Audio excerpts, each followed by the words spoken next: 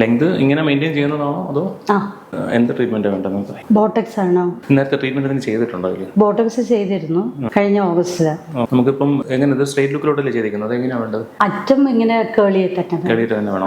നമ്മുടെ വീഡിയോസ് കണ്ടിരുന്നോ? Short hair ചെയ്ത വീഡിയോസ് കണ്ടിട്ട് ഞങ്ങളുടെ ഓഫീസിൽ നിന്ന് ഷീല വന്നിരുന്നു. അറിയില്ല ഷീലയാണ് പറഞ്ഞത്. എന്റെ മുടി നാശമായി കണ്ടപ്പോഴേ ഇവിടെ വന്ന് ചെയ്ത് നല്ല ഹെയർ ഫോൾ ഉണ്ട്. നവംബർ മുതലാണ് നന്നായിട്ട് ഹെയർ ഫോൾ വന്നേക്കുന്നത്.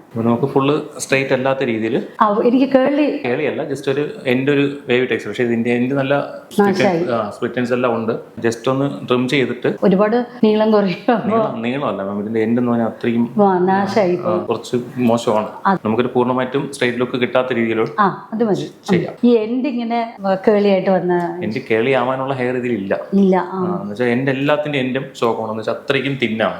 അപ്പൊ ഒരു കേളി മെയിൻറ്റെയിൻ ചെയ്യണമെങ്കിൽ കുറച്ച് സ്ട്രെങ്ത് വേണം ഹെയറിന്. മനസ്സിലായി? നമുക്ക് ഇവിടെ നിന്ന് ഇങ്ങോട്ട് ഹെയർ വളരെ ഷോക്കാണ്. അത്രയും സ്പ്ലിറ്റൻസ് ആയി പോയതാണ്. അയ്യോ, അപ്പൊ അത്രയും കട്ടാവോ? അത്രയും കട്ടാക്കാതെ ചെയ്യണമെങ്കിൽ ഒത്തിരി കേളിയായിട്ടൊന്നും കിട്ടത്തില്ല.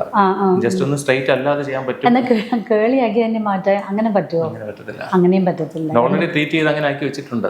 നേരത്തെ അങ്ങനെയാണ് സ്ട്രൈറ്റ് ഹെയർ ആണ് ഹെയർ. അപ്പൊ അതിന് നമുക്ക് കേളിയാക്കാൻ പറ്റത്തില്ല. എന്നാലും നമുക്ക് ബാക്കി നാച്ചുറൽ ഉള്ള ഹെയർ അധികം സ്ട്രൈറ്റ് ആയി പോകാത്ത രീതിയിൽ നമുക്ക് ചെയ്തെടുക്കാം. ശരി ശരി. ഓക്കെ, ഓക്കെ, സ്റ്റാർട്ട് ചെയ്യാം നമുക്കപ്പോ.